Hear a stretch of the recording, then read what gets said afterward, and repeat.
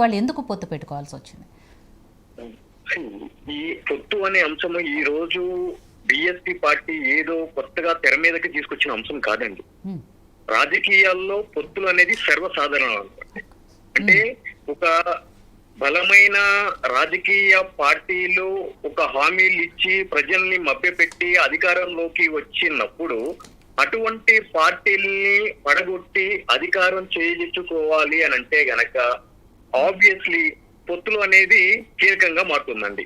ఇక BRS BSP పొత్తు గురించి మనం మాట్లాడుకోవాల్సి వస్తే మా రాష్ట్ర అధ్యక్షులు ఆర్ఎస్ ప్రవీణ్ కుమార్ గారు మధ్యాహ్నం వెళ్ళి మాజీ ముఖ్యమంత్రి కేసీఆర్ గారిని కలవడము, పొత్తు కుదిరింది అని చెప్పడము, ఆ సీట్ల సర్దుబాటు కూడా తొందరలోనే ప్రకటించడం జరుగుతుందండి.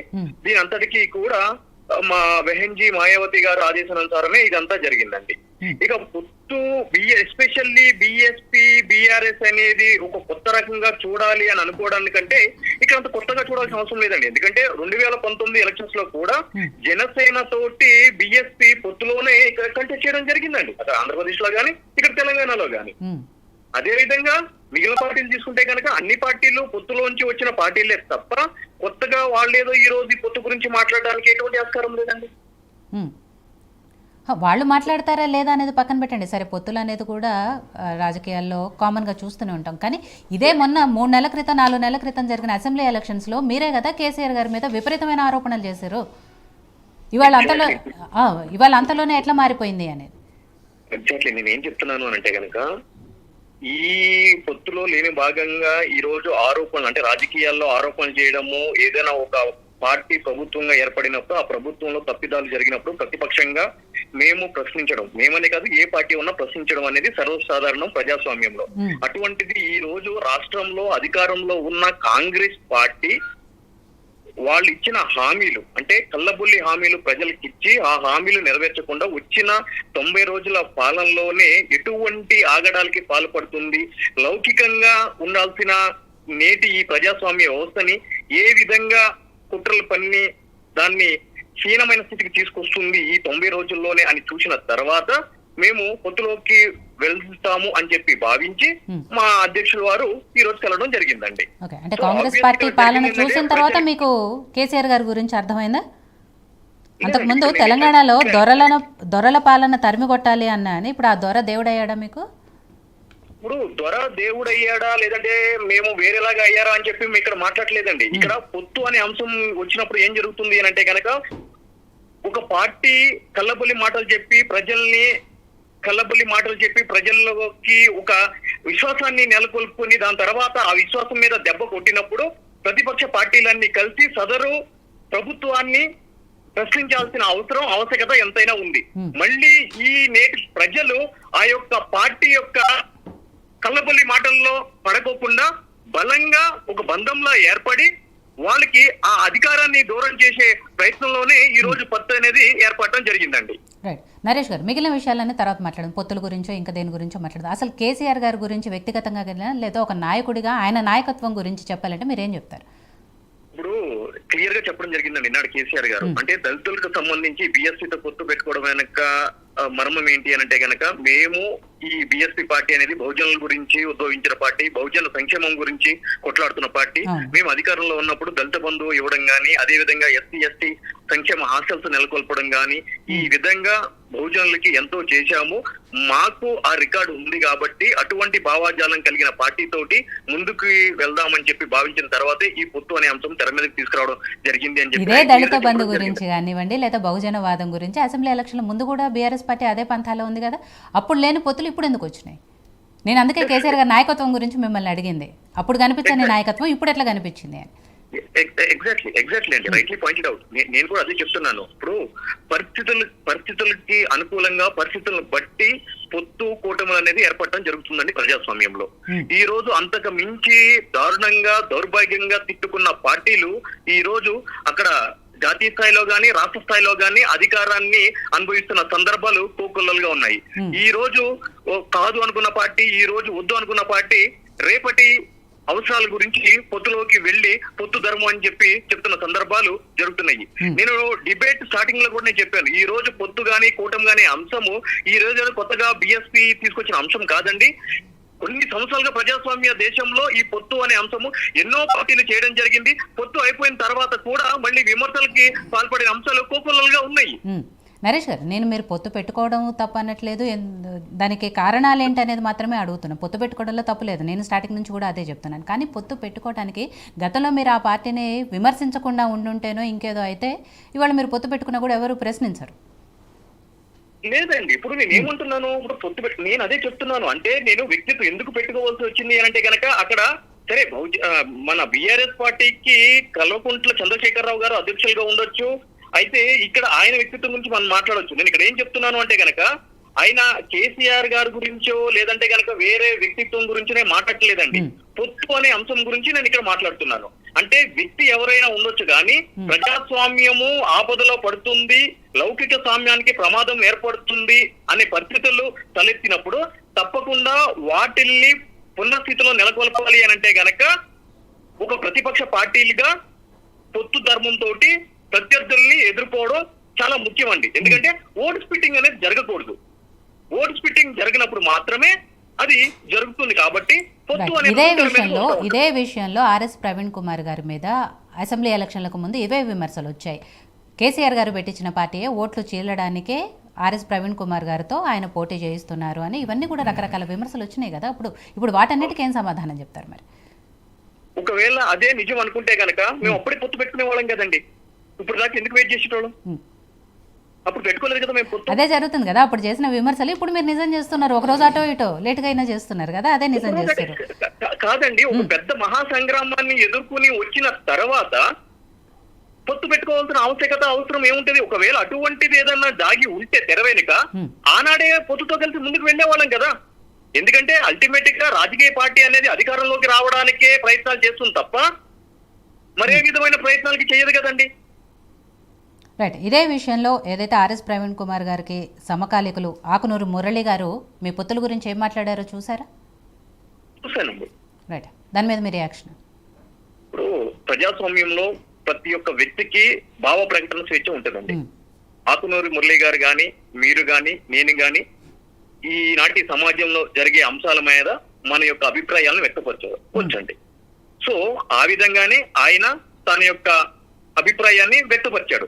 దాని మీద మనం కామెంట్ చేయడానికి గాని, మనం దాన్ని గురించి విశ్లేషణ చేయడానికి గాని ఇక్కడ కొత్తగా ఏం లేదండి. ఎందుకంటే ఒక జాతీయ పార్టీ, ఒక ప్రాంతీయ పార్టీ మధ్య జరిగిన ఒక పొత్తు, ఒక కూటమి అంశం. ఎవరి అభిప్రాయాలు వాళ్ళు వ్యక్తపరుస్తూ ఉంటారండి ప్రజాస్వామ్యంలో. దాని భూతత్వంలో పెట్టి చూడాల్సిన ఆవశ్యకత. ఆయన మాట్లాడిన దాంట్లో ఒకటి ఏంటి అంటే, గత 2 సంవత్సరాలు మీరు బీఆర్ఎస్ మీద చేసినవన్నీ తప్పు అయినట్టేనా ఇప్పుడు అని. అప్పుడు దుర్మార్గుడుగా కనబడిన కేసీఆర్ ఇప్పుడు ఎట్లా హీరో అయ్యాడు మీకు అని. అట్లా మీరు ఎంపీ అవ్వడానికి గాడిద మీద అయినా ఎక్కడానికి రెడీగా ఉన్నారా అని. గాడిద మీద ఎక్కైనా మీరు ఎంపీ అవ్వడానికి సిద్ధంగా ఉన్నారు. అయితే గాడిద మీద ఎక్కడానికి అంటే కనుక మహానుభావులు, అదే విధంగా బహుజన్ సమాజ్ పార్టీ వ్యవస్థాపకులు కాంచీరామ్ గారు చెప్పింది ఏంటి అని అంటే గనక, మేము ప్రజాస్వామ్య పద్ధతుల్లో ఒక ఫలితం రాబట్టడానికి ముందుకు వెళ్తున్న క్రమంలో గాడిద వచ్చినా గుర్రం వచ్చినా కూడా ఎక్కి ఆ లక్ష్య సాధన కోసం ముందుకు వెళ్తాము అని చెప్పడం జరిగిందండి. ఆ యొక్క కోట్ ని కోట్ చేస్తా ఆయన ఆ గాడిద అనే అంశం అనేది తీసుకురావడం జరిగింది. అంటే దాని అనుకున్న ఫస్ట్ స్టోరీ అండి. ఇక్కడ మీకు చెప్పేది ఏంటి అని అంటే కనుక, ప్రజా సంక్షేమం కోసం, ప్రజల యొక్క పాలన కోసం, ప్రజలకి కల్లబొల్లి హామీలు చెప్పి రాజ్యాధికారం సాధించిన పార్టీ, ప్రభుత్వం ఆ మాటలకి కట్టుబడి లేనప్పుడు ఒక ప్రతిపక్ష పార్టీగా ప్రజాస్వామ్య పద్ధతుల్లో ప్రజల తరపున నిలబడడానికి పొత్తులో మేము వెళ్తున్నాము. అంతకు ముందు చేసిన విమర్శలు అధికార పార్టీగా ఉంది కాబట్టి ఒక ప్రతిపక్ష పార్టీగా మేము ఖండించాల్సిన ఆవశ్యకత ఉంది. అది మా బాధ్యత కాబట్టి మా బాధ్యతని అక్కడ మేము ఫుల్ఫిల్ చేశాము. ఇప్పుడు ఇక్కడున్న పరిస్థితుల్లో ఇప్పుడు కూడా ఫుల్ఫిల్ చేయడానికే మేము పొత్తులోకి వెళ్ళడం జరిగింది. నరేష్ గారు, మీరు కేంద్రంలో అధికారంలో ఉన్న బీజేపీకి అనుకూలమా వ్యతిరేకమా? మీరు ఇన్ ద సెన్స్ బీఎస్పీ? అదేనండి, మా పార్టీ సిద్ధాంతం ఒకటేనండి. ఇప్పుడు మా సెక్యులర్ కంట్రీ అండి, దాన్ని ఒక మతానికో, ఒక ప్రాంతానికో, ఒక కులానికో అంటగడితే మాత్రం ముమ్మాటికి కూడా మేము మా పార్టీ కాన్స్టిట్యూషన్ కూడా ఇండియన్ కాన్స్టిట్యూషన్ ని తూచా తప్పకుండా పాటించే పార్టీ అండి. సో మేము భారత రాజ్యాంగం రచించిన వ్యక్తి బిఆర్ అంబేద్కర్ గాని, అదే విధంగా భారత రాజ్యాంగానికి గాని పూర్తిగా బద్దులై ఉంటాము. ఆ విధంగానే మేము ముందుకు వెళ్తాము. ఆ రాజ్యాంగాన్ని పక్కదోవ పట్టించి పాలన చేయాలనుకునే ఏ ఒక్క వ్యక్తికి కూడా మేము ప్రతి ఒక్క వ్యక్తిని కూడా వ్యతిరేకిస్తాము. అంటే బీజేపీకి అనుకూలమా వ్యతిరేకమా నేను ఎందుకు అడిగానంటే ఇదే ఆకునూరు మురళి గారు అదే విషయం మాట్లాడారు. రేపు బీఆర్ఎస్ కేంద్రంలో ఎవరికి సపోర్ట్ చేస్తుందో మీకు తెలీదా, రాజ్యాంగాన్ని ఎవరు రద్దు చేస్తారో మీకు తెలీదా అనేది. ఇప్పుడు నేనేమంటున్నట్టే రేపు ఎందుకండి, ఈ రోజు ఆల్రెడీ ఇంకా స్టిల్ ఇప్పుడున్న బీఆర్ఎస్ కి ఉన్న ఎంపీలకి ఇంకా పదవీ కాలం ఉంది. ఎలక్షన్ నోటిఫికేషన్ వచ్చిన తర్వాత ఆబ్వియస్లీ అది రద్దు అవుతుంది. మరి ఇప్పుడే పొత్తు పెట్టుకునేది ఉంటే కనుక బీఆర్ఎస్ అఫ్కోర్స్ అది మా పార్టీకి సంబంధించిన విషయం కాదు, but in general question arise అయింది కాబట్టి నేను చెప్తున్నాను. మరి ఇప్పుడే అదేదో బీజేపీతో అలియన్స్, ఇప్పుడు ఎన్డీఏ గవర్నమెంట్ అంటే నేషనల్ డెమోక్రటిక్ అలియన్స్ లో 38 పార్టీలు ఈ రోజు పొత్తులో ఉన్నాయి. మరి బీఆర్ఎస్ లేదే ఆ 38 పార్టీల్లో లేదే. టెక్నికల్ గా మాట్లాడుకుంటే మరి లేదు కదా బీఆర్ఎస్. అంటే బయట నుంచి సపోర్ట్ చేస్తుంది, వెనక నుంచి సపోర్ట్ చేస్తుంది అని అంటే కనుక ఇప్పుడు ఆంధ్రప్రదేశ్ లో వైఎస్ఆర్సీపీ పార్టీ ఉంది, దాన్ని కూడా అంటారు బయట నుంచి సపోర్ట్ చేస్తుంది అని చెప్పి. అంటే రాజకీయాల్లో విమర్శలు అనేది సర్వసాధారణం అండి, సర్వసాధారణం. ఇప్పుడు ఇక్కడ ఈ పార్టీ సిద్ధాంతం, ఇక్కడ ముఖ్యమంత్రులు ఇప్పుడు నిన్న మోడీ గారు మన తెలంగాణ రాష్ట్రానికి వచ్చినప్పుడు రేవంత్ రెడ్డి గారు ఏమన్నారు, మనకి పెద్దన్న అని చెప్పి అని అన్నారు. అంటే ఇప్పుడు ప్రజాస్వామ్యంలో ఇక్కడ కాంగ్రెస్ పార్టీ, అక్కడ బీజేపీ పార్టీ కాబట్టి బీజేపీ పార్టీకి సంబంధించిన వ్యక్తి ప్రధాని అయ్యాడు కాబట్టి తిట్టాలని చెప్ప దాన్ని ఎవరు వ్యతిరేకించలేదే. రాష్ట్ర ప్రయోజనాలు కేంద్రం నుంచి రావాల్సిన నిధులు రావాలి అని అంటే కనుక ఆ మాత్రం సన్నిహిత సంబంధాలు పెంపొందించుకోవాలి కాబట్టి ఆయన ఆ విధంగా అన్నారు అని చెప్పి అందరూ అని అంటాం కదా. ఎక్కడ విమర్శ చేయలేదే. కాంగ్రెస్ పార్టీ బీజేపీ పార్టీతో కలిసిపోయిందని చెప్పి ఇదే బీఆర్ఎస్ అంటుంది కదా. రేవంత్ రెడ్డి గారు మోడీ గారిని పెద్దన్న అన్నందుకే ఆయన రేపు ఎప్పుడైనా కూడా బీజేపీలోకి వెళ్ళే అవకాశం ఉంది అని, వెళ్ళే అవకాశం ఉంది అని చెప్పారు. మా పార్టీ ఏమో అనట్లేదు కదండి, మా పార్టీ విమర్శించలేదు కదా. మీరు వాళ్ళు పొత్తులోనే కదా ఉంటున్నారు, అందుకనే అంటున్నాను. ఇప్పుడు పొత్తుల పార్టీయే కదా. పట్టుమని 4 గంటలు కూడా అవ్వలేదు, పట్టుమని 4 గంటలు కూడా అవ్వలేదు. ఇది జరిగింది నిన్న. వాళ్ళు విమర్శ చేసింది రాత్రి. దాని గురించి ఇప్పుడు మమ్మల్ని అడిగితే పొత్తు కుదరక ముందు గురించి నేనేమన్నా పొత్తులు పెట్టుకునేటప్పుడు ఇవన్నీ కూడా ఆలోచించుకోవాలి అంటున్నాను. రైట్, ఎనీవే మేము పొత్తులు ఒకటండి, పొత్తులు పెట్టుకునేటప్పుడు మేము ఆలోచించేది ఒకటే, ప్రజాస్వామ్య పరిరక్షణ ఏ విధంగా చెయ్యాలి, ప్రజల సంక్షేమం గురించి, ఓటు బ్యాంకు చేయకుండా ఏ విధంగా ముందుకు వెళ్ళాలి అనేది మాత్రమే పొత్తులో మేము చర్చిస్తాం తప్ప ఏ వ్యక్తి ఎక్కడికి వెళ్ళాడు, ఎవరనక తిరుగుతున్నాడు, ఎవరిని విమర్శిస్తున్నాడు అనేది మేము అవన్నీ చేసుకుంటూ వెళ్తా ఉంటే గనక. నరేష్ గారు ఒక్క నిమిషం, కాంగ్రెస్ నాయకులు మీతో మాట్లాడతారంటే ఒకసారి. శివకుమార్ గారు ఉన్నారు, మాట్లాడతారు, అడగండి. శివకుమార్ నమస్తే అన్న. నరేష్ గారు నమస్కారం. అన్న నమస్తే. నమస్తే. ఏం లేదు, మీరు కాంశీరామ్ గారి గురించి మాట్లాడుతున్నారు. కాంశీరామ్ గారు ఏదైతే బీఎస్పీ స్థాపించినప్పుడు ఆయన సిద్ధాంతము పద్ధతి అవంతా వేరు, మళ్ళీ మాయావతి గారు వచ్చినప్పటికీ మళ్ళీ మారిపోయింది. ఇప్పుడు అదే రకంగా ఇక్కడికి వచ్చేవారికి ఎవరైతే ఐపీఎస్ ప్రవీణ్ కుమార్ గారు ఆల్రెడీ ఐపీఎస్ ఉన్నప్పుడే ఆయన మీద కేసులు పెడుతున్నారు అనే సమయంలోనే ఇటు పార్టీలకు బీఎస్పీలో జాయిన్ అయ్యి బీఎస్పీలోకి పోవడం జరిగింది. ఆయన మీద ఒత్తిడి రావడం జరిగింది. ఏదైతే గురుకుల స్కూల్లో కొన్ని ప్రక్షాళన చేయడము అది మంచి పరిణామం, బాగా చేసిండు. కానీ అదే పరంగా ఆలోచిస్తే ఆ స్వేరోజ్ గురించి ఒక విమర్శ చాలా పెద్దగా ఉంది.